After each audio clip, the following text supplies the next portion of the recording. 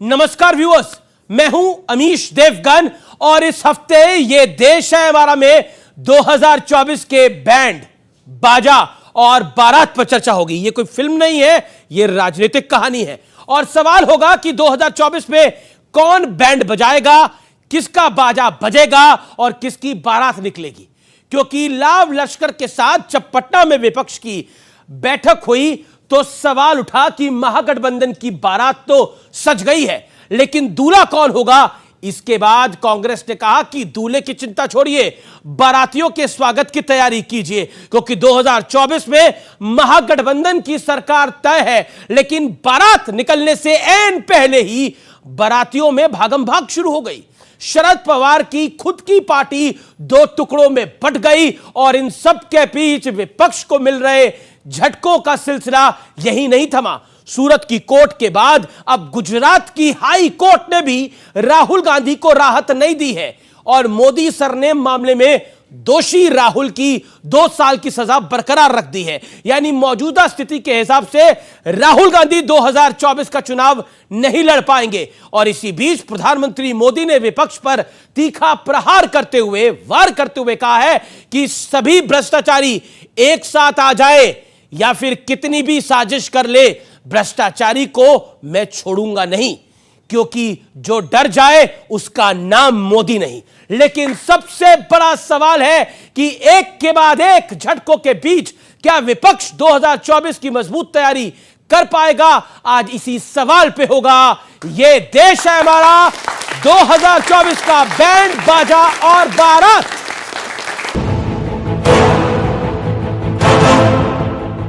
लोग मेरे पीछे पड़ेंगे, मेरी कब्र खोदने की धमकी दे देंगे, मेरे खिलाफ साजिश रचेंगे। उन्हें पता नहीं है, जो डर जाए वो मोदी नहीं हो सकता।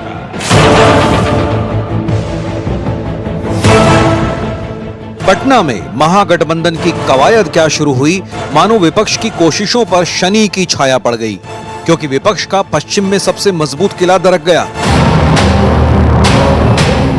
भतीजे अजीत पवार ने चाचा शरद पवार को सियासी बिसात पर चेकमेट कर दिया। तो बीजेपी एक बार फिर मुखर होकर पूछ रही है कि विपक्ष की बची हुई बारात का दूल्हा कौन है। इसके जो बारात सज रही है उसका दूल्हा कौन है। ये तो बड़ा आश्चर्य हो रहा है कि बारात सजने के पहले ही बिखर रही है, बाराती ही भाग रहे हैं। ब्लड टेस्ट कराने का दिल्ली में ही होता है, इसलिए हम जा रहे हैं ब्लड टेस्ट। इसके बाद से लौट के आना है, जाना है बंगलुरु, जाना है सब नरेंद्र मोदी की विदाई का तैयारी कराना है। आप बहुत दिनों से दूल्हे के लिए भाजपा चिंतित हो रही है। चिंता छोड़ दो, हमारा दूल्हा तैयार है। आप अपने यहाँ बारात का स्वागत करने की तैयारी करो। शादी कर लेना चाहिए था और अभी भी समय गया, बीता नहीं है। शादी करिए और हम लोग बाराती चले। विपक्ष के दूल्हे की तलाश के बीच राहुल गांधी को गुजरात हाईकोर्ट से भी मोदी सरनेम वाले केस में झटका लगा है।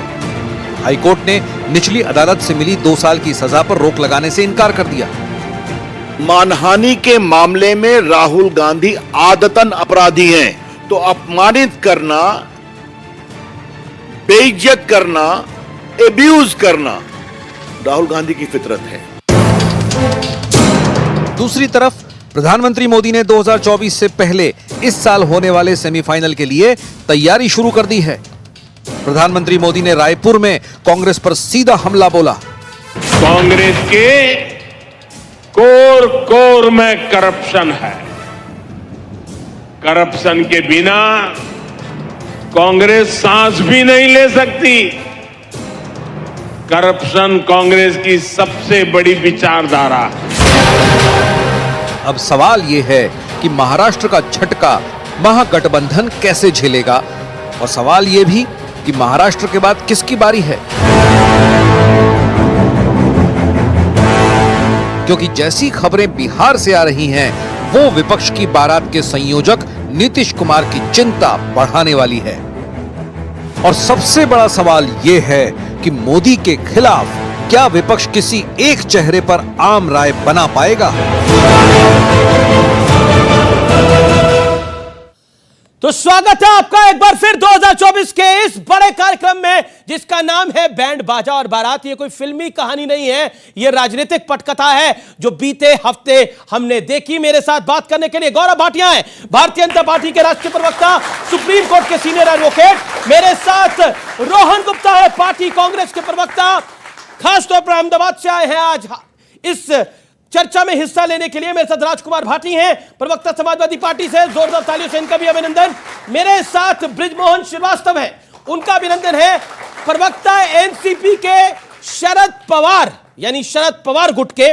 मेरे साथ मृत्युंजय तिवारी हैं, प्रवक्ता आरजेडी के, उनका भी अभिनंदन है, खासतौर पर बिहार से आए हैं। यानी आज बिहार से, महाराष्ट्र से और अहमदाबाद से हमारे साथ खास मेहमान हैं, उनके लिए, तीनों के लिए जोरदार तालियां। और जो हमारे दिल्ली के मेहमान हैं उनके लिए भी तालियां, और जनता जनार्दन के लिए जोरदार तालियां। चलिए इस चर्चा की शुरुआत करते हैं। जब मैं इस कार्यक्रम को करने आ रहा था तो मुझे लगा कि बैंड बाजा बारात कार्यक्रम का नाम है, तो कई लोगों ने पूछा ये फिल्मी कहानी है, लेकिन कहानी फिल्मी तो नहीं है, लेकिन जो बीते हफ्ते हमने रोहन भाई देखा वो जरूर किसी फिल्म के ट्रेलर से कम नहीं है। क्या आपको लगता है कि विपक्षी एकता को पलीता लगा है? बिहार में जिस शब्द का बहुत, और उत्तर प्रदेश के भी कुछ इलाकों में इस्तेमाल होता है, क्या विपक्षी एकता को पलीता लगा है? 50 सेकंड, योर फर्स्ट रिमार्क्स। देखिए, बैंड बाजा जो है भाजपा के अहंकार का बजेगा और बारात जनता की निकलेगी, क्योंकि तो ही महंगाई जाएगी और तो ही बेरोजगारी जाएगी। मुझे लगता है जो आपने कहा कि जो महाराष्ट्र में चल रहा है, आपने बैंकों की डकैती देखी होगी, बंगलों की डकैती देखी होगी, प्रॉपर्टी की डकैती देखी होगी। ये पार्टी की डकैती करने वाली, शुरुआत करने वाली भाजपा की विश्व की पहली पार्टी है जिसने पार्टी की डकैती चालू की, और गिनीज बुक वर्ल्ड रिकॉर्ड में इनका नाम आना चाहिए। बहुत बड़ा इनका अचीवमेंट है कि पार्टी की डकैती शुरू की है। देखिए अमीश भाई, जनता जनार्दन सब देख रही है जिस प्रकार से महाराष्ट्र में खेल हो रहा है। अभी आपने कहा, मोदी जी ने कहा, भाई और बहनों मैं एक भी भ्रष्टाचारी को नहीं छोड़ूंगा। बिल्कुल, उनकी पार्टी ने पालन किया उनके आदेश का, उनको छोड़ा नहीं, उनको अपने साथ लेके आ गए। और ये वॉशिंग मशीन देखिए, एक ऐसा वॉशिंग मशीन है कि भाजपा का सिंबल भी आने वाले दिनों में वॉशिंग मशीन होगा। जो भी अंदर जाता है साफ हो जाता है। 70,000 करोड़ का भ्रष्टाचार 4 दिन में साफ कर पाए, ये सिर्फ भाजपा का। आपने एक बड़ी लाइन बोली, आपने बोला पार्टी की डकैती हुई है। गौरव भाटिया, मैं सीधा आपके पास आता हूं, ये पार्टी की डकैती हुई है या आपको लगता है कि आपने खेल शुरू करा है? और ये जो बैंड बाजा और बारात है, कांग्रेस को तो लगता है कि बैंड भी आपका बजेगा, बाजा भी आपका बजेगा, और फिर बारात जनता की निकलेगी। देखिए, आपकी स्टोरी मैंने बड़ी ध्यान से सुनी और उसमें आदरणीय प्रधानमंत्री जी ने बात करी कि विपक्ष कहता था मोदी जी की कब्र खोद दो। तो मैं इतना ही कहूंगा, भ्रष्टाचारियों की जिसने कब्र है खोदी, उस महान नेता का नाम है नरेंद्र मोदी। पहली बात। दूसरा, लेकिन एक सवाल आपने बोला भ्रष्टाचार की कब्र खोदी, जिसका उसका नाम है नरेंद्र मोदी। बिल्कुल, आप अपनी पार्टी की बात को रखिए, लेकिन एक और आपके नेता हैं, दिल्ली में नरेंद्र मोदी हैं, तो महाराष्ट्र में देवेंद्र फडणवीस हैं। देवेंद्र फडणवीस ही कहते थे कि अजीत पवार चक्की पीसिंग, लेकिन अब तो डीसीएम यानी डिप्टी सीएम बनिंग और बनिंग। एंड द विपक्ष बर्निंग, धुआं ही धुआं है हर जगह। मेरे सवाल का उत्तर देखिए, आपकी स्टोरी में एक और बहुत अच्छी बात थी, आपने बाजा की बात करी है। एक ऐसा ढोल भी है जो फट चुका है, जो बज ही नहीं रहा है, हमें पता है वो कौन है, लेकिन मैं इतना ही कहूंगा, इनके लिए अर्ज किया है, बजा दो जनता का बाजा, जो मिले उसे खा जा। ये है कांग्रेस पार्टी। भ्रष्टाचार की ये बात करेंगे, पूरे विश्व में देखिएगा, कोई राजनीतिक परिवार हो जिसके 3 सदस्य भ्रष्टाचार के आरोप में बेल पे बाहर हो, गांधी परिवार। और आपने जो बात कही ना, आजकल जनता पता है क्या कह रही है अमीर जी? कह रही है ये कटप्पा कौन है जिसने बाहुबली को मारा। कटप्पा कौन है मैं बताता हूं। कटप्पा वो है जो महाराष्ट्र के विधानसभा चुनाव में कांग्रेस पार्टी को गाली देता था। वो जो शरद पवार का गुट है, अब जो एनसीपी थी, हमारे साथ चुनाव लड़ा उद्धव ठाकरे ने, और उसके बाद 161 सीटें आई और बाहुबली देवेंद्र फडणवीस जी की पीठ पे यूं छोरा बोका और इसी तरह से जनता के भोका। तो कटप्पा कौन? कटप्पा वो बेटा है जो भूल गया कि बाला साहब ठाकरे हमारे लिए श्रद्धेय हैं, हिंदू हृदय सम्राट। वो कहते थे दुकान बंद कर दूंगा लेकिन कांग्रेस पार्टी के सामने झुकूंगा नहीं, और ये बदल गए। वो है कटप्पा। जी जी, लेकिन बार बार डकैती, बार बार कांग्रेस कह रही है डकैती, आप यानी शरद पवार का जो खेम है वो कह रहा है हमारे साथ डकैती हुई है। लेकिन क्या आपको लगता नहीं है डकैती तो आपने भी करी थी? जब एक सरकार को मैंडेट मिला वो सरकार नहीं बनने दी और 3 दल साथ आ गए। क्या आपको लगता है कि जैसी करनी, एक फिल्म आई थी पुरानी, क्योंकि फिल्मों की बात हो रही है, जैसी करनी वैसी भरनी, कादर खान और गोविंदा की। भारतीय जनता पार्टी लगातार नैतिकता, चाल, चरित्र और चेहरे की बात करके देश में उनको इतना बड़ा सत्ता का अधिकार मिला, लेकिन इनके जितने भी काम हैं अभी तक वो सब चाल, चरित्र और चेहरे से अलग हैं। आदरणीय मोदी जी भोपाल की रैली में जहाँ पे ये कहा गया था कि 10 लाख लोगों को संबोधित कर रहे हैं, वहाँ उन्होंने बहुत जोर शोर से कहा कि मैं किसी भी पार्टी में भ्रष्टाचारियों को नहीं रहने दूंगा। हम लोगों को देश सारे उनके जो जितने कार्यकर्ता थे डांस करने लगे। वो नहीं समझ पाए थे कि मोदी जी उस समय ये कह रहे थे कि मैं किसी और पार्टी में नहीं रहने दूंगा, अजीत पवार ने भी बोली, सबों को लेकर आऊंगा। एक बात अजीत पवार ने भी बोली, इसमें मेरा क्या दोष है, मैं आपके घर पे पैदा नहीं हुआ। ये उन्होंने भी बोली। ये बात बिल्कुल सच है, ये बात बिल्कुल सच है। उनके परिवार में पैदा हुए वो, लेकिन उनके घर में पैदा नहीं हुए। जो उनको हक मिला वो हक तो पवार परिवार का ही मिला ना, पवार परिवार का मिला। ये बात भी सच है, उतनी सच है। ठीक है, इससे इनकार नहीं किया जा सकता। ठीक है, मृत्युंजय और फिर राजकुमार भाटी, मैं आपके पास आऊंगा पहला कमेंट। लेकिन गौरव भाटिया, एक छोटा सा रिएक्शन इस बात के ऊपर कि आप लोग जो बार बार इसकी बात हो रही है कि भ्रष्टाचार की आप बात करते थे, लेकिन आज उन्हीं के साथ हो गए। देखिए, एक बात बिल्कुल स्पष्ट कर दूं, लालू प्रसाद यादव 4 बार दोष से धुए हैं न्यायालय में। मोदी जी की सरकार थी। हमने देखा अनिल देशमुख जो शरद पवार के आसपास घूम रहे थे, कार्रवाई किसने करी? गांधी परिवार, पी चिदम्बरम, किसके समय में कार्रवाई हुई हमारे? और हमें यह समझना होगा कि अब सीबीआई, अमीर जी, पिंजरे का तोता नहीं है। सीबीआई, ईडी और पुलिस की जो जांच होती है यह निष्पक्ष होनी चाहिए। कौन किसके साथ आता है इससे क्या फर्क पड़ता है? अगर भ्रष्टाचार का लिप्त पाएंगे, साक्ष्य मिलेंगे, प्रमाण मिलेगा, तो वो चक्की पीसिंग जैसा भी आप कह रहे हैं। तो देवेंद्र फडणवीस ने बोला था ये बात, तो लेकिन आप मुझे सुना रहे हो। मैं आपको देखिए मैंने क्यों बोला, आपको मैंने एक विधिक फर्क समझाया जी। जांच एजेंसी निष्पक्ष और स्वतंत्र रूप से काम कर रही है, आज बाज बन के भ्रष्टाचारियों को काट रहे हैं और इसीलिए दर्द हो रहा है। वरना यह बताइए, क्या यह सत्य नहीं है? 9 साल प्रधानमंत्री, 12 साल मुख्यमंत्री, अगर नरेंद्र मोदी जी की जो चादर है उस पे एक छींट दाग की हो भ्रष्टाचार के, इनकी पूरी चादर काली है। यह बताना मुश्किल है कि सफेद कहां से। ठीक है, मैं आपके पास आता हूं मृत्युंजय तिवारी। वो कह रहे हैं पूरी चादर काली है, पूरी चादर काली है। लेकिन ये जो विपक्ष ने बैंड बाजा और बारात की तैयारी करी, लेकिन बाराती भाग गए बीच में से। नहीं, पूरा देश की जनता बारात बनने के लिए तैयार है और आप देखेंगे जब बाराती निकलेगा तब इनकी विदाई की शहनाई बजाई जाएगी 24 में। ये जो लूटे भ्रष्टाचार पर अभी ज्ञान दे रहे थे, तो भ्रष्टाचार पर लुटेरे देश से हो गए फरार और सोते रह गए चौकीदार, और अब तो जनता भी हो गई है समझदार और होशियार। अब इनका भ्रष्टाचार पर कैसा हो रहा प्रहार, ये सब लोग देख रहे हैं कि जो भाजपा के बन जाएंगे यार वो हो जाएंगे सदाचार, और जो नहीं बनेंगे भाजपा के यार वो है भ्रष्टाचार। ऐसा प्रहार तो भ्रष्टाचार पर आज तक किसी ने देखा नहीं होगा। अमित जी, ये भ्रष्टाचार का पैमाना क्या है? आज आप थोड़े परेशान हैं। कौन परेशान है? आपको हमारे आवाज की बुलंदी में बताइए। इतने लोग तो शरद पवार की पार्टी टूट गई, परेशान नहीं है। हम तो ये कह रहे हैं कि ये शरद पवार खुश हैं?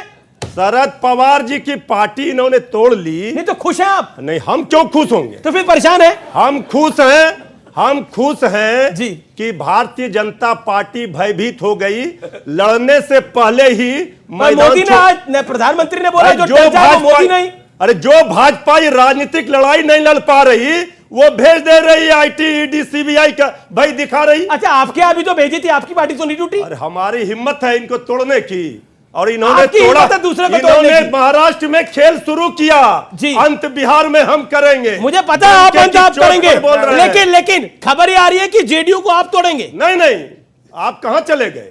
पिछले सावन में भाजपा की नैया बिहार में डूबी थी, इन्होंने महाराष्ट्र में ही खेला किया था, शिंदे सरकार बनी थी और बदला लिया बिहार में।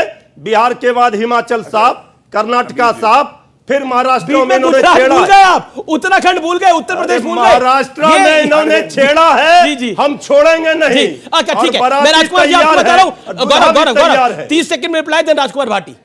देखिए ऐसा है, इनके लिए यही कहावत है, ऐसा कोई सगा नहीं जिसे इन्होंने ठगा नहीं। और मैं क्यों कहता हूं, ये लोग जो महाराष्ट्र में हुआ अमीश जी, वो अंदरूनी मामला है एनसीपी का, लेकिन छाती पीट रहे भाजपा ने कर दिया, लॉन्ड्री मशीन, गंदगी इतनी क्यों कर रहे हैं? AIMIM मुस्लिमीन पार्टी, आप जानते होंगे, उनके प्रवक्ता नहीं, 4 विधायक आए थे, 5 आए थे, 4 इनके पास। भैया 4 विधायकों को अपनी पार्टी में ले लिया। सरकार में भैया हम विपक्ष में थे, और पहली बार ऐसा हुआ ये ना कोई विधायक जिसका मौका मिला जिसको मंत्री ने बनाया था। मैं आपके बीच में गलत उदाहरण सेट कर रहे हैं ना। अच्छा एक बीमारी मोतियाबिंद की दवाई एक्जिमा की, ये नहीं चलेगा। अच्छा ठीक है। अरे मोतियाबिंद तो ठीक हो जाता है, जो मोदियाबिंद ने हो रखा है नफरत का, वो ठीक नहीं होगा। हर मोदी घर मोदी, और महंगाई हर घर लाई। टमाटर 160 रुपया किलो। अरे आप क्यों बोल रहे हैं हर मोदी घर मोदी, आप क्यों बोल रहे हैं? महंगाई हर घर लाई, बेरोजगारी हर घर लाई। अच्छा ये हम बोल रहे हैं। सीबीआई विपक्षी के घर लाई। फिर 10 सेकंड अच्छा है, उदाहरण आपको अच्छा लगेगा, जनता सुनना चाहती है। ऐसा कोई सगा नहीं जिसे मैंने ठगा नहीं। गांधी परिवार पे आते, राजस्थान में बसपा का समर्थन लिया, 6 विधायक थे, समर्थन दिया, अपनी पार्टी में मर्ज करा लिया। ये लोग छाती पीट रहे हैं। आप एग्जांपल है कि पूरी की पूरी पार्टी आ गई। अपने सहयोगी को तोड़ लिया, जेडीयू के 6 विधायक को, साथ में थे जेडीयू, अरुणाचल में तोड़ लिया था बीजेपी। अरे आप उनके 20 विधायक तोड़ने के मूड में आ रहे हैं, आप उनके 20 विधायक तोड़ने के मूड में आ रहे हैं, आप ये उनके 15 विधायक तोड़ने के मूड में आ रहे हैं। नीतीश बाबू बोलेंगे आधे इधर जाओ, आधे उधर जाओ, बाकी मेरे पीछे आओ। पीछे कोई है नहीं, पीछे कोई होगा नहीं। ओके, लेकिन मुझे तो वो शोले फिल्म का डायलॉग याद आ रहा है। लेकिन देखिए कहानी फिल्मी हो रही है, तो एक इसकी भी बात कर लेते हैं। एक फिल्म आई थी हम साथ साथ हैं, लेकिन एक वेब सीरीज भी आई है जिसको फैमिली नाम दिया गया है। तो क्या आपको लगता है कि परिवारवादी फैमिली रन पार्टीज के लिए एक स्ट्रांग मैसेज है जो अजीत दादा पवार ने महाराष्ट्र में करा है? उन्हें बोला क्योंकि मैं इनके घर में पैदा नहीं हुआ इसलिए इन्होंने मुझे कमान नहीं दी, जबकि मैं कॉम्पिटेंट था। तो उन्हें कमान इन्होंने दे दी भारतीय जनता पार्टी ने। जो परिवारवादी बचेंगे उन्हें ये दे देंगे। अभी गौरव भाटिया ने कहा कि भ्रष्टाचारियों की जिसने कब्र खोदी, पता नहीं भारतीय जनता पार्टी का नाम कब्र कब से हो गया। भाई भ्रष्टाचारी तो सारे भारतीय जनता पार्टी में गए हैं, और किसी और ने आरोप नहीं लगाया था, भारतीय जनता पार्टी के जिम्मेदार लोगों ने। और भारतीय जनता पार्टी की सरकार ने ईडी और सीबीआई से जांच बैठाई थी, मुकदमे दर्ज करे थे। आप याद करो, और ये जनता को विशेष ध्यान देना चाहिए। भ्रष्टाचार के खिलाफ मुहिम चलाना अच्छी बात है, लेकिन भ्रष्टाचार के नाम पे, मुहिम चलाने के नाम पे देश को बर्बाद करना, देश की राजनीति को बर्बाद करना, देश के लोकतंत्र को खत्म करना और तानाशाही चलाना, वो कितना खतरनाक है, इसे आप आने वाले समय में देखोगे। परिवारवादी पार्टी जो डलहौजी ना कर पाया वो ये हुक्काम कर देंगे। कमीशन दो तो सारे देश को नीलाम कर देंगे। और ये वंदे मातरम का गीत गाते हैं सुबह उठकर, मगर बाजार में चीजों का दुगना दाम कर देंगे। बहुत बड़ी बात। ये जो महंगाई बढ़ रही है और पब्लिक ताली भी पीट रही है, रोड आ जाए, फिर उसके बाद मैं आ रहा हूं। 2 लाख केवल, 2 लगा, इतना बढ़िया आप सुना रहे हो तो जो माइक एक और लेके आ जाता हूं। जो कच्चे तेल के दाम घटते हुए भी पेट्रोल डीजल लगातार महंगे होते जा रहे हैं, गैस महंगी होती जा रही है, टमाटर 120 रुपए किलो बिक रहा है, ये पैसा कहां जा रहा है? ये भारतीय जनता पार्टी विधायक खरीदने में, पार्टियों को तोड़ने में लगा रही है इस पैसे। ठीक है, ये जनता का पैसा है। अच्छा, मैं सीधा इनका अपना पैसा नहीं।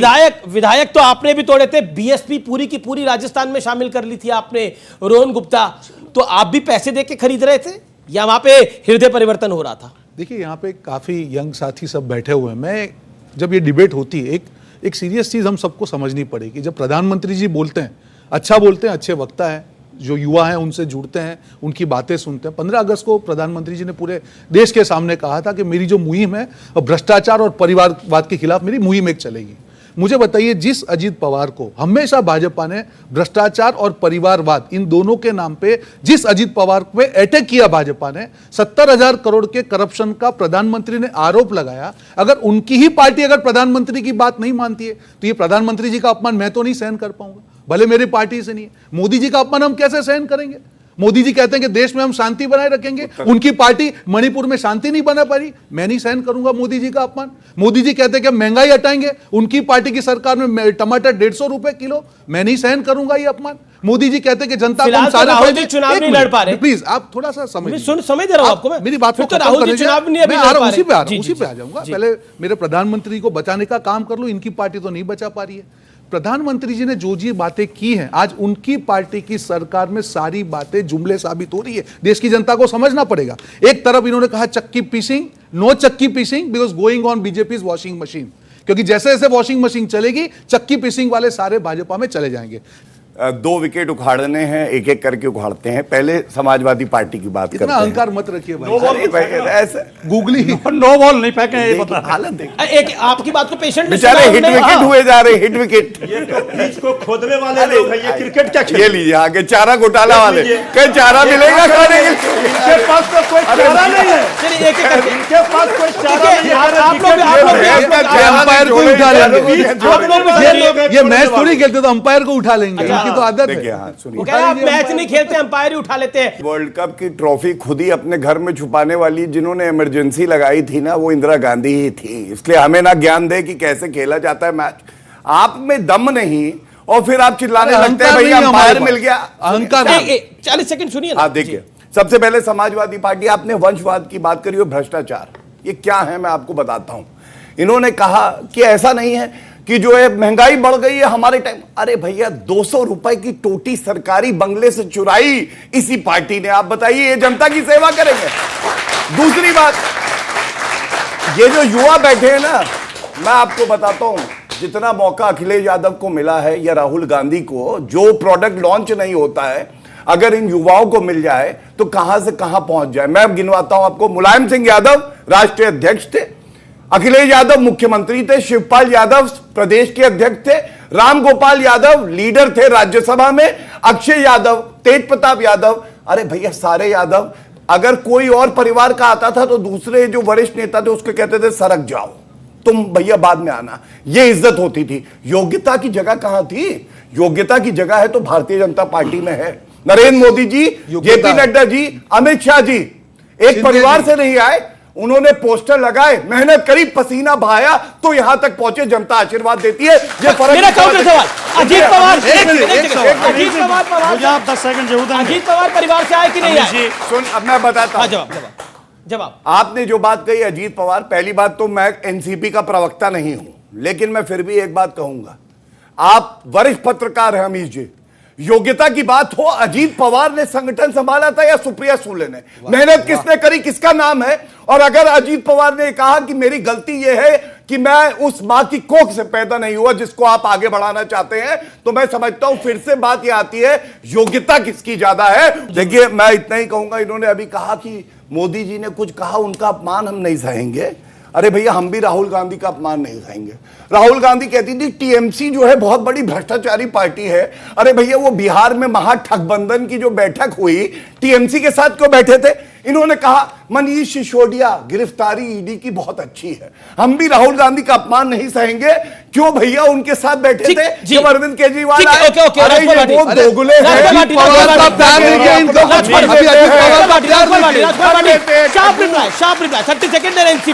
गौरव भाटिया ने 2 बातें मेरी पार्टी के बारे में बोली।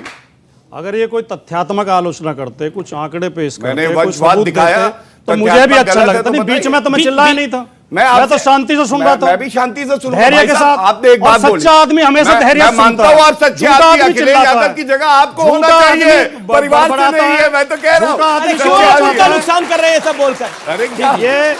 ये मनोविज्ञान कहता है जिस आदमी के दिल में सच्चाई होगी वो धैर्य से सुनेगा, और जिसके जो झूठा होगा, चोर होगा, वो हमेशा बौखलाएगा, शोर मचाएगा, चिल्लाएगा।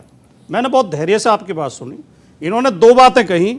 अगर ये कोई तथ्यात्मक आलोचना करते तो मुझे भी अच्छा लगता, क्योंकि लोकतंत्र के लिए जरूरी है हमारी कमियां ये बताएं, इनकी कमियां हम बताएं। लेकिन उन्होंने दोनों फालतू बातें की। आप अपने दिल पे हाथ रख के ईमानदारी से सोचो कि जिसके पिता 3 बार मुख्यमंत्री रहे हो देश के सबसे बड़े सूबे के, जो खुद 5 साल मुख्यमंत्री रहे हो, जिन्होंने 20 लाख करोड़ का बजट खर्च किया हो, वो आदमी 200 रुपए की टोटी चुराएगा? कोई गले उतरती है ये बात? लेकिन चरित्र हनन करना इनकी पार्टी का और इनका काम है, झूठ बोलना, झूठी अफवाहें उड़ाना। दूसरी बात इन्होंने कही, समाजवादी पार्टी में योग्य लोगों की तो कोई पूछ है नहीं, वहां तो चमचे चापलूस लिए जाते हैं। आदरणीय वीरेंद्र भाटिया जी, स्वर्गीय वीरेंद्र भाटिया जी का नाम शायद आपने न सुना हो, इनके पिताश्री थे, आजीवन समाजवादी पार्टी में रहे, ये भी समाजवादी पार्टी में ही थे। तो मैं उनके लिए तो स्वर्गीय और हमारे आदरणीय थे, कुछ नहीं कहूंगा, लेकिन इनसे ही पूछूंगा क्या चमचागिरी और चापलूसी करके ही समाजवादी पार्टी में गए थे या योग्यता के बल पे गए थे? तो इस तरह की अनलगर बातों का कोई अर्थ होता नहीं है। जो आरोप आपकी सरकार के ऊपर है, जो आप देश को बर्बाद कर रहे हैं, उसके जवाब दीजिए। आप दोनों झूठे आरोप लगाना, झूठी बातें करना, इसको कोई इस बात को फिर यही विराम देंगे। आप अपनी नहीं, विराम नहीं। देखिए, व्यक्तिगत टिप्पणी पे मैं कुछ नहीं कहूंगा। अच्छा, व्यक्तिगत आप नहीं कर रहे थे जब 200 रुपए की टोटी चुरवा रहे थे? मैं तो आदर के साथ देखिए, अब आप ज्ञान दे रहे थे। अब ये मेरे नेता को जो बोलाया होगा वो चिल्लाता रहेगा। देखो इनके कुतर्क देखो, कुतर्क देखो एक। अब आपको उन्होंने मौका दिया, मैं सलीके से करूंगा जी। देखिए, पहले तो आपके लिए अर्ज किया, अच्छे आदमी हैं, कद बड़ा नहीं करता है एड़ियां उठाने से, अक्सर इज्जत मिल जाती है सर झुकाने से। तो इसलिए बात जब करिए तो तमीज से करिए। लेकिन एक फर्क बताऊंगा, मैं बहुत बेकार आदमी हूं, वंशवाद की उपज हूं, सब मान लिया। मेरे लीडर नरेंद्र मोदी जी हैं, इस पे कोई उंगली नहीं उठा सकता। अब मैं आपको बताता हूं फर्क। अभी जी 30 second highlight of the debate है, सुनिएगा। अखिलेश यादव 39 साल में मुख्यमंत्री बने, इसलिए बने क्योंकि उनके पिताजी मुख्यमंत्री थे, पार्टी उनकी थी। अगला चुनाव आया 2017 में, मुख्यमंत्री नहीं बने क्योंकि वंशवाद की उपज थे। योगी आदित्यनाथ जी 6 बार सांसद रहे थे, मुख्यमंत्री बने 2017 में, उम्र थी 43 साल। दोबारा मुख्यमंत्री बने 2022 में। गद्दी जो है ना वो दी जा सकती है, लेकिन गद्दी संभाल के रखने की भी योग्यता होनी चाहिए, जो इनमें नहीं है। अमीश जी, ठीक है, ये इंपॉर्टेंट पॉइंट है, ये इंपॉर्टेंट पॉइंट है, क्योंकि इसमें गद्दी संभालने की बात, गद्दी संभालने की बात कही। एक और हमारे साथ पार्टी है जहां पर भी वंशवादी, पहले लालू यादव, फिर राबड़ी यादव, फिर तेजस यादव, फिर तेजस्वी यादव, मीसा यादव, और भी कोई नाम होगा तो आप ऐड कर दीजिए, हो सकता है मुझे ध्यान में ना हो। लेकिन एक बात बताइए, ये वंशवादी एक दरख्त का हाल हुआ है शरद राव पवार की पार्टी का, क्या आपको लगता है कि अभी नहीं, आने वाले दिनों के अंदर काबिलियत के आधार पर तो काम करना ही पड़ेगा? देखिए, ऐसा है अमित जी, ये भ्रष्टाचार पर, परिवारवाद पर ये भाजपाइयों का रेडीमेड भाषण बहुत हो गया। हम 3 दशकों से देख रहे हैं, उस समय तो हम लोग स्टूडेंट थे, यही आरोप लगा रहे हैं। ये लोकतंत्र है ना, क्या अमित देवगन जी के बच्चे को मीडिया में नहीं आने का हक? बिल्कुल अधिकार है, लेकिन यही शो करने का अधिकार नहीं होगा, क्योंकि अगर उसमें काबिलियत होगी तो वो आए, अगर इनमें से किसी की काबिलियत होगी तो वो यहां खड़ा होगा। अमीश देवगन के बच्चे को भी वो अधिकार नहीं है। प्रॉब्लम ये होती है, आपने बहुत सही बात बोली, आई रिस्पेक्ट योर एग्जाम्पल। सुनिए सर, आपने आई रिस्पेक्ट योर एग्जाम्पल। मैं बताता हूं क्या होता है, जब मुख्यमंत्री का बेटा मुख्यमंत्री बने, प्रधानमंत्री का बेटा प्रधानमंत्री बने, अध्यक्ष का बेटा अध्यक्ष बने, परिवारवाद की बेला वो होती है अगर कोई जमीन पे काम करके, मृत्युंजय तिवारी अगर जमीन से ऊपर आता है और उसका बच्चा भी वैसे ही मेहनत करके आता है, उसे परिवारवाद नहीं कह सकते। सचिन तेंदुलकर क्रिकेटर था, उसके बेटे अर्जुन तेंदुलकर को भी ऐसी जगह मिले, वो परिवारवाद होता है। लेकिन अर्जुन तेंदुलकर मेहनत कर रहा है अपने पिता की तरह, तो फिर उसको हिस्सा मिलेगा, तो वो परिवारवाद नहीं होता। वक्त है एक अंतराल का, लेकिन अंतराल के उस पार बैंड बाजा और बारात किसका बजेगा, ब्रेक के बाद जानेंगे। देख रहे हैं आप, ये देश है हमारा। राजीव गांधी ने आप जवाब क्यों नहीं दे रहे? अरे आप वापस चले गए कहीं से? मैं आपका स्पेसिफिक जवाब मांग रहा हूं। आपका एमपी है, आरजेडी का एमपी है, आप बोलिए। नारायण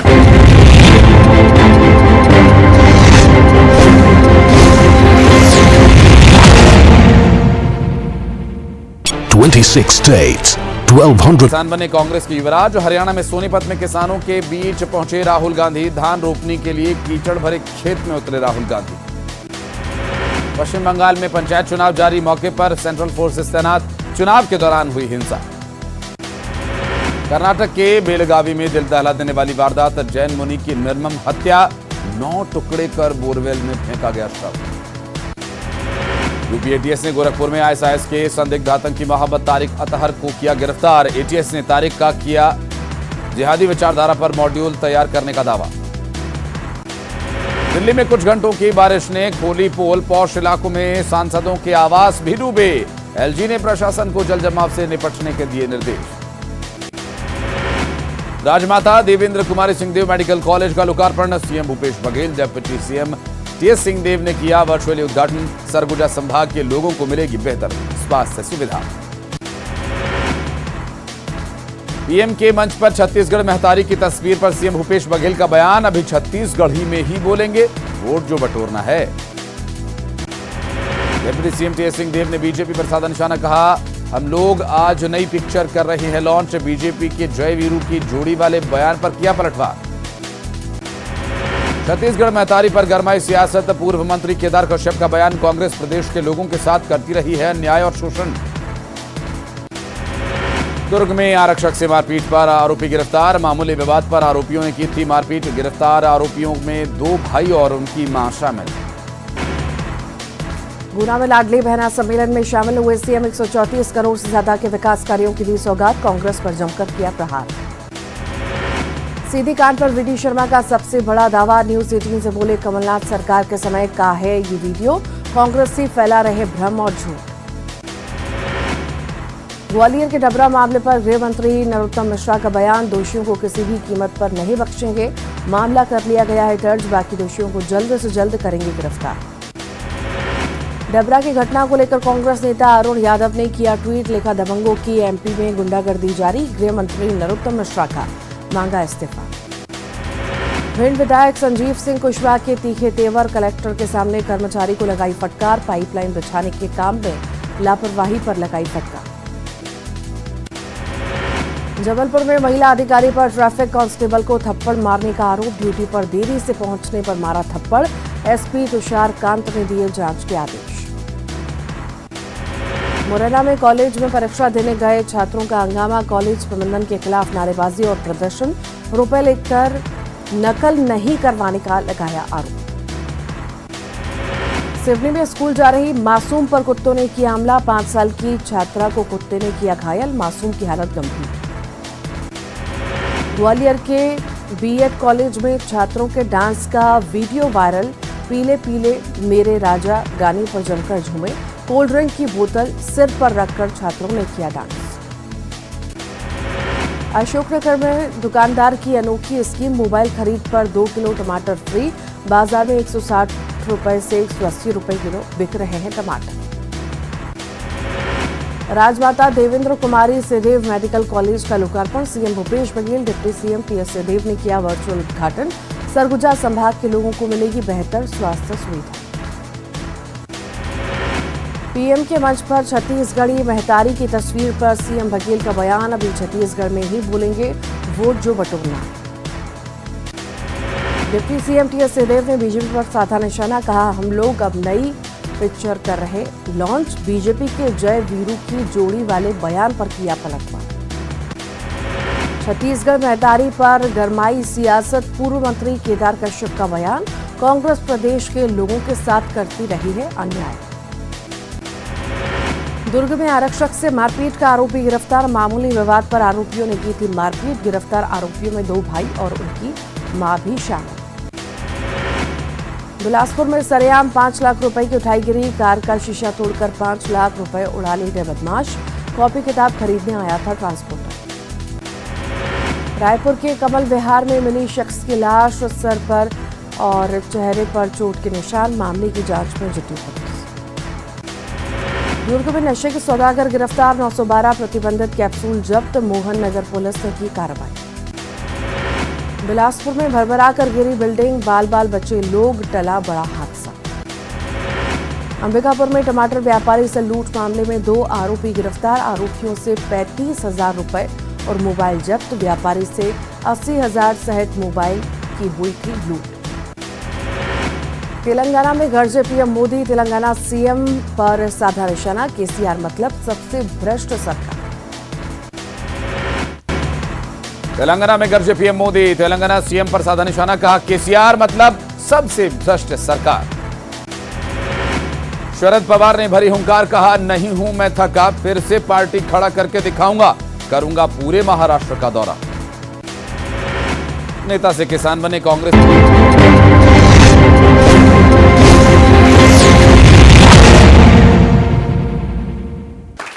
वेलकम बैक व्यूअर्स, आप देख रहे हैं ये देश है हमारा।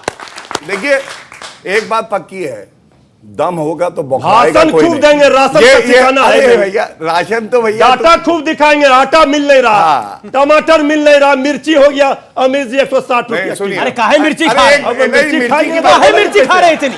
भाई मिर्ची सुनिए। अदरक तो बिहार वाले खाते हैं थोड़ा भाई। थोड़ा लिट्टी ममता जी चोखा आई थी, है। ममता जी आई थी। तो अरे सुनिए ना, गरीबों के हम रोटी हमें मुंह हमें में मिर्ची खाती हमें है हमें बिहारी गरीब। इतना अच्छा तो आता नहीं है। ममता जी आई थी, थोड़ा रसगुल्ला खाते, अरे काहे मिर्ची खा रहे? रसगुल्ला जनता को खिलाएंगे, हम अरे- नॉन रोटी मिर्ची खाएंगे। सुनिए सुनिए अब जी, अमीश भाई, शांति। लेकिन भाजपा मलाई वो कह रहे खाएगी हम और जनता नून को- रोटी और मिर्ची खाएंगे, मैं उत्तर दे रहा हूं। रसगुल्ला जनता को मैं खिलाएंगे। आटे हाँ, नहीं ये दे- देश को ही खा इन्होंने लेंगे। कहा अच्छा जवाब है। डाटा देते हैं आटा नहीं, तो याद आ गया जो पाकिस्तान कभी कहता था कि हमें कश्मीर भाई, चाहिए, अब वो आटा आटा में नहीं तो है, पाकिस्तान ये है में मोदी चाहिए। जी की ताकत। अरे सुनिए, आटा में पाकिस्तान में पाकिस्तान जाइए भाई। पाकिस्तान आ गया। अरे आटा में पाकिस्तान अच्छा का बोलिए क्या बोलिए, संबंध है? पब्लिक के भी सवाल आएंगे फिर। अभी जी ये तरीका ठीक हाँ, नहीं है, बोलिए, मैं बोलिए। अपनी बात बोलूंगा। दूसरी बात, क्योंकि खाने की करी तो राजनीति के परिप्रेक्ष्य में भी कह देता हूं, मुंह में दांत नहीं, पेट में आत नहीं, और चले हैं बिरयानी राजनीतिक। खाने पाकिस्तान चले गए, जब दांत नहीं था आंख में था तो देखिए। पाकिस्तान का ही बिरयानी खाने अब चले बोल गए। लिया, अब आपने बोल लिया, बगैर अब मैं चले जवाब गए। देता हूं। जी, सुनो, जी। एक समय ऐसा था कि 26/11 के मुंबई आतंकवादी हमले हुए। मनमोहन सिंह जी से पूछा आर्मी ने, हम नेस्त नाबूद कर देंगे, कर नहीं पाए। नरेंद्र मोदी जी ने आर्मी को खुली छूट दी, घुस के ठोका पाकिस्तान देखिए, को। देखिए, ये फर्क ये है। कहाँ चला हाँ, गया? अभी सुनिए, आपने अरे बात ये- ली। ये नरेंद्र मोदी अरे है। यार, शांत करिए। 140 करोड़ हिंदुस्तानियों अरे की भैया, ताकत है। ठीक है, ये कारण ये नरेंद्र गलत मोदी बात है। जी ने अभी जी हर लाइन पे देखिए टोका जा रहा ऐसा है। ऐसा बात बोल रहे हैं, गले के नीचे हजम नहीं हो रहा। मैं अपनी अमीश बात भाई, तब भी अमीश कहता भाई, हूं। मोनो- हमारे सेना, हमारे अमीश भाई, जवान वहां अमीश भाई। शहीद हो रहे हैं। अरे चलिए, और ये अमीश कारण भाई, नरेंद्र मोदी नहीं ने टोकना कहा। नहीं हुई अमीश जी, मैं वरना फिर देखिए बीच में टोकना नहीं चाहता हूं, या हर लाइन पे टोकेंगे ठीक नहीं। अब सुनिए, भारत को जोड़ेंगे, यात्रा पे चल रहे हैं, और मोहब्बत की दुकान है। मोहब्बत की दुकान में व्यापारी कौन है? कन्हैया कुमार। भारत तेरे टुकड़े होंगे। भैया ऐसे व्यापारियों से भारत को बजाय भगवान जो कि टुकड़े करते हैं, ये इनकी मोहब्बत की दुकान है, मोहब्बत की दुकान। मोहब्बत की दुकान है, हाँ, लेकिन कन्हैया कुमार। अगर कन्हैया कुमार को रखेंगे तो मोहब्बत की दुकान। देखिए भाई, रोहन जी की बारी है, भाई, अपनी रोहन जी की बारी बारी है, आई, निवेदन को कैसे स्वीकार करें। ओके ओके, आप मोहब्बत की गुस्सा आ रहा है दुकान, क्या? मोहब्बत थूक गौरव जी, दीजिए। मोहब्बत पर जब आप बात करते हैं तो मोहब्बत पर जब भाजपा बात करे तो गुस्सा आएगा। कन्हैया के बारे में कुछ बोल दिया, जगदीश टाइटलर नहीं, गुस्सा आ गया भैया को। मोहब्बत अरे पर नहीं, बीजेपी कन्हैया को कुमार ध्यान दे तो से गुस्सा जितना आपको लगाव है उतना ही लगाव उनको है। इनको तो नहीं आप है। पूछिए मत, अगर इन्होंने टिकट दी थी तो समर्थन नहीं करेंगे ये लोग, इनको- मैं जानता हूं इस बात को। इनको चलिए आगे भी- बढ़िए। देखिए, ओके, इनको- रोहन जी, ये राहुल जी अब 2024 का चुनाव भी नहीं लड़ेंगे क्योंकि हाईकोर्ट ने सजा को बरकरार रखा है। माफी काहे नहीं मांग लेते इस पूरे मामले के ऊपर? अरविंद केजरीवाल ने कई बार मांगी है, कई बार गलती हो जाती है, माफी मांग के आगे बढ़ जाना चाहिए। आज राहुल जी को ये लोग बंगला ले ले, गाड़ी ले ले, सब ले ले, उनको कोई फर्क नहीं पड़ता, उनके साथ जनता है। एक दिन में उन्होंने चाबी छोड़ दी, इतने साल पुराना उनका बंगला था, कभी उनको मोह नहीं था। आज वही कर्नाटक में जाके जनता ने उनकी बात को स्वीकार किया। कब तक आप राजनीति करते रहेंगे? उनका एक एमपी नारायण काछड़िया, हाईकोर्ट ने सजा को- सुन लीजिए, मैं आ रहा हूं, सजा को बरकरार रखा है। उसी पे आ रहा हूं। इनका एक एमपी, मैं चैलेंज के साथ कहता हूं, अगर गौरव भाटिया में हिम्मत हो तो उसका जवाब देके दिखा दे। नारायण काछड़िया अमरेली का एमपी, 3 साल की सजा होने के बावजूद आज भी सांसद बने हुए। क्यों? राहुल गांधी जी के साथ डबल स्टैंडर्ड है। चल मुझे आंसर दीजिए, इसका आप आंसर देखिए, कोर्ट के भी ऑफिसर हैं तो जिम्मेदारी से जवाब दीजिएगा। मैं जो भी कहता हूं बड़ी जिम्मेदारी से कहता हूं, और इतना जरूर कहूंगा कि नहीं, नारायण काछड़िया का जवाब देखिए ये गलत है। नहीं, मुझे जवाब अमीर क्यों क्या जवाब? आप बोलिए, चलिए। आप बोले नारायण काछड़िया का जवाब दीजिए। राजीव गांधी ने नहीं, आप जवाब क्यों नहीं दे रहे? अरे आप वापस चले गए कहीं से। मैं आपका स्पेसिफिक जवाब मांग रहा हूं। आपका एमपी है, अमरेली का एमपी है, आप बोलिए। नारायण काछड़िया, 3 साल की सजा हुई, आज भी एमपी नहीं है। डबल स्टैंडर्ड बात है। अगर आप नहीं, अमीश भाई, राहुल से हाईकोर्ट ने सदस्यता, मुझे अमीश भाई, क्या आपको नहीं लगता है कन्विक्ट होते सदस्यता चली जाती है? आजम खान की भी नहीं हुई ना? आजम खान की भी कई नेताओं की गई। नारायण काछड़िया अमरेली के एमपी की सदस्यता नहीं गई। अच्छा ठीक है, मैं चैलेंज के साथ कह रहा हूं, जवाब दे दे। राहुल गांधी के साथ भेदभाव वाला व्यवहार हो रहा है कांग्रेस का, यार मेरी बात जी, भेदभाव हो रहा है राहुल गांधी के साथ। कांग्रेस बताइए नारायण काछड़िया का क्या हुआ? क्या बकवास आज भी सुनाए एमपी भाई? है, आज भी इनके एमपी शांत कराइए पहले। नहीं, जवाब दीजिए ना आप। ठीक है, आप सुन लीजिए ना 30 सेकंड। न्यायपालिका स्वतंत्र है। पवन खेड़ा की अरेस्ट रोक दी, टाइगर जिंदा है, टाइगर जिंदा है। आप इसका बताइए सदस्यता कैसे हुई, रद्द कैसे हुई? शांत कराइए। आप बताइए सजा कैसे? शांत कराइए। आप बताइए। बौखलाहट नहीं, आप आपकी बौखलाहट कॉमेडी सर्कस नारायण काछड़, यही बता रहा हूँ, कॉमेडी सर्कस नहीं है। सबसे बड़ा ड्रामा मत करिए। कौन है? आप ताली कौन बजाता है? आप ये व्यक्तिगत टिप्पणी मत कीजिए। मैं भी किसी को तोतला नहीं कहना चाहूंगा। मैं किसी को तोतला नहीं कहना चाहूंगा। मैं भी नहीं कहना चाहूंगा। ये मेरा संस्कार नहीं है। यूनिफॉर्म सिविल कोड पर तो ये लोग बिखर गए हैं जी। अन्य मुद्दों पर इनका क्या रहेगा? ये एक अच्छा सवाल है। इसका जवाब राजकुमार भाटी जी देंगे। भाटी जी, एक बात जवाब दीजिए। वो कह रहे हैं कि यूसीसी के मुद्दे पर तो आप बिखर गए हैं। कई पार्टियों ने सरकार का समर्थन करा है और बोला कि हम यूसीसी के साथ हैं। सरकार का नहीं, यूसीसी का समर्थन किया है। लेकिन बाकी मुद्दों पर कैसे होगा? आपका नेता कौन होगा? ये सब सवाल खड़े होंगे। पब्लिक जानना चाहती है ये सवाल। पहली बात तो यूसीसी पे विपक्ष बिल्कुल नहीं बिखरा है। पूरे विपक्ष की एक ही बात है कि पहले आप ड्राफ्ट लेके आए, ये बताएं कि कौन कौन से कानूनों में बदलाव चाहते हैं, कौन कौन से कानून देखे। और मैं एक गारंटी के साथ आपको बता रहा हूं कि ये उद्धव ठाकरे साथ है, अरविंद केजरीवाल साथ है। ये केवल धार्मिक बहस शुरू करना चाहते हैं देश में, इसलिए इस तरह के सिगुफे छोड़ते हैं। पूरा सोशल मीडिया पे चल रही है, मेन मीडिया दिखाता नहीं इस तरह की खबरों को। एक ये जो है पुणे में पब्लिक स्कूल है, वहाँ के जो प्रिंसिपल हैं ईसाई, बजरंग दल के लड़के उस स्कूल में घुस गए। खबर पूरी पड़ी है, हमने खबर कल दिखाई है। वहां पर लड़कियों के टॉयलेट के अंदर कैमरा लगा हुआ था। भी था जी। सुनो वो मामला है, अमीश जी, वो मामला अलग है। वो मामला ये कौन? आपका सवाल क्या है? आपका सवाल क्या है? भाटिया साहब से हैं, एक श्रीवास्तव साहब से हैं। जी। क्या महाराष्ट्र में मुख्यमंत्री एकनाथ शिंदे जी भाजपा के गले की हड्डी बन गए हैं, जिन्हें कंट्रोल करने के लिए आपने पवार साहब को करीब लाया है? और दूसरा, श्रीवास्तव साहब से मैं ये समझना चाहता हूं कि अजीत पवार साहब की कौन सी योग्यता है जो आपको नहीं दिखी और भाजपा को दिख गई? जी, अच्छा सवाल है। और मैं बता दूं, ये जर्नलिस्ट ही हैं, आज हमारे साथ जुड़े हैं। थैंक यू सो मच, आप यहां पर आए हमारे साथ। ओके, अजीत पवार में आपको जो काबिलियत नहीं दिखी, वो बीजेपी को कैसी दिखी? एक अच्छा सवाल है, जवाब। देखिए, बीजेपी को काबिलियत क्या दिखी है? भारतीय जनता पार्टी महाराष्ट्र में जो 48 लोकसभा की सीटें हैं, उनमें से 3 या 4 सीटें ही जीत पा रही है। और उनको ये बात मालूम है कि अगर महाराष्ट्र में उनको बहुमत नहीं मिला तो आने वाले दिनों में 2024 के लोकसभा के चुनाव में उनको सरकार बनाना कठिन होगा। ये उनको ऐसा लगा कि आदरणीय अजीत पवार साहब, कंट्रोल करना तो समझदारी है, बेवकूफी तो नहीं है। तो क्या देखा, वही तो मैं बता रहा हूं कि आदरणीय अजीत पवार के बारे में उनकी राय यह है कि अगर अजीत पवार साहब बीजेपी के साथ काम करेंगे तो शायद वहां पर हम लोग चुनाव जीत के आ सकेंगे। लेकिन मैं बात बताना चाहता हूं कि अभी तो 3-4 सीटें जीतने की भी संभावना थी, लेकिन उनके इस करने के बाद अब महाराष्ट्र की 48 सीटों में भारतीय जनता पार्टी हारेगी। ये मैं आज आपके चैनल पर बोल रहा हूं अमीश जी। अच्छा, और आपको लगता है जो आपके विधायक गए हैं और सांसद जो गए हैं, वो हारने के लिए गए हैं वहां पर? निश्चित रूप से, सारे के सारे निश्चित रूप से। जिसके साथ जनता होती है ना, इस मंच से कहता हूं 303 से ज्यादा सीटें आएंगी भाजपा की और एनडीए की 400+ इनसे। 301 तो अभी है, 2 तो अभी कम जनता ने कर दी इसी 5 साल में। यही पीड़ा है। ये सारे मिलके भी मोदी जी को हरा नहीं पाएंगे। अभी 301 प्रवक्ता खड़ा, अभी 301 और मैं आपको बताऊं, ठीक है, देखिए एक शेर अर्ज कर देता हूं। शेर अर्ज कर दीजिए। शेर अर्ज है। शेर अर्ज कर दीजिए। अगर आप शेर है तो बता दीजिए ना। नहीं भैया, मैं तो इंसान हूँ, ये नहीं बताऊंगा गधा कौन है, लोग बुरा। अरे वो तो जनता को दिख रहा है। ठीक है, जो 9 साल का जवाब नहीं दे पाया, अब शेर अपने आप को लॉयर बोल के और जवाब नहीं दे पा रहे। ठीक है, चलिए। अच्छा, बोल तो दीजिए। देखिए, मिल बैठे हैं जुगनू सारे, ऐलान ये है आओ सूरज को हटाया जाए, वही इनका हाल है। ये जुगनू क्या सूरज की तरह चमकेंगे? अरे मोदी जी हैं, अंगद का पैर है, रख दिया तो रख दिया, हिला नहीं सकते। इटली वाले नरेंद्र मोदी ने बोला था, नरेंद्र मोदी ने सदन में बोला था, एक अकेला सब पे भारी है। क्या आपको लगता है 24 की तैयारी है और बीजेपी कहती है कि बैंड, देखिए जो बैंड बजाएंगे हम विपक्ष का और बारात निकलेगी भारतीय जनता पार्टी जनता के साथ जीत की। जो आदरणीय प्रधानमंत्री जी कह रहे एक अकेला सब पर भारी, ये भाषा अहंकारी की है।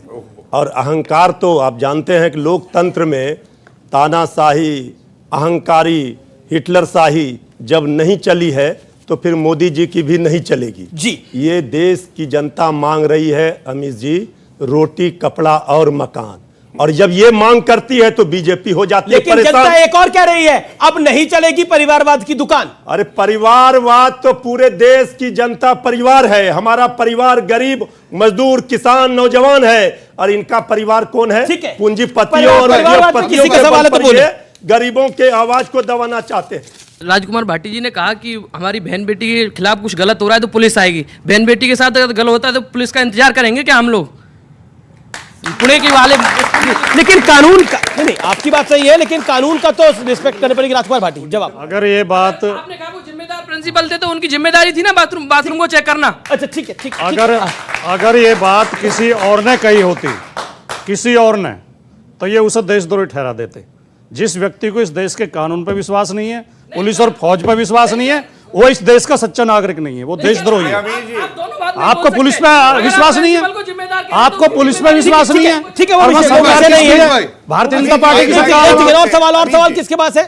राहुल गांधी जी की बोलने की आदत है, कभी भी कुछ भी बोल देते हैं। उनका क्या है कि वो सोचते नहीं है, पहले बोलते हैं, उसके बाद सवाल क्या है? सवाल क्या है? सवाल उनका ये है कि जैसे मोदी सरनेम वाला जो मुद्दा था, मोदी सरनेम वाला मुद्दा, उस मुद्दे के ऊपर पूछना चाहता हूं, जब मोदी का सरनेम वाला मुद्दा बोला गया था उस पर। अच्छा, बिल्कुल। वो कह रहे हैं, वो मतलब उन्होंने वो बात क्यों बोली? अगर उन्होंने बोल दी तो फिर देखिए, आपकी गलती नहीं है भाई साहब। आप जब व्हाट्सएप में कटी हुई क्लिप देखते हैं ना, उनमें आगे जो नीरव मोदी बोला था, ये जो आगे नाम जो थे वो आपने सुने नहीं। और मैं आपकी गलती नहीं मानता हूं। व्हाट्सएप यूनिवर्सिटी, आप 9 साल से सत्ता में हैं, आप राहुल गांधी जी की सदस्यता रद्द करते हैं, ठीक है, आपने कहा लॉ अपना काम करेगा। वही लॉ आपके एमपी के अगर आप नहीं करते हो तो आपको जनता को जवाब देना पड़ेगा। एक मिनट अमित जी, आप डिस्टर्ब बिल्कुल बिल्कुल। हम लोग इतने अहंकारी नहीं, इतने अहंकारी नहीं है हम लोग अहंकारी नहीं है। हम लोग देखिए, ये भले ताली बजवा ले, सब कुछ करा ले, पर 9 साल से एक जवाब नहीं दे पाए। मैं कह रहा हूं, आप अपनी बात में शांत रहे। आप हंसते रहिए, आप भी मुस्कुराते रहिए, लेकिन मुझे यकीन है राहुल गांधी मौका नहीं देगा।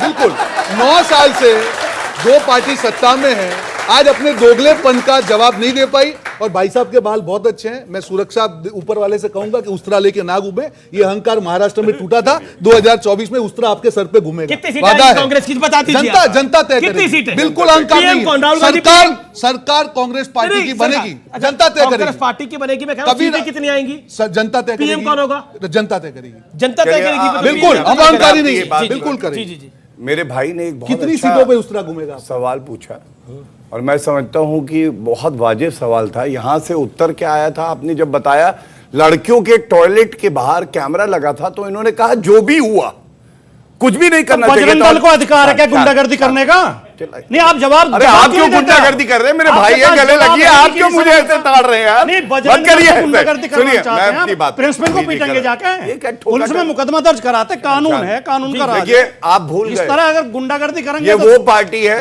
लड़के हैं, लड़कों से गलती हो जाती है, इन्हें कानून वानून की चिंता नहीं है। चिल्लाए यहाँ पे।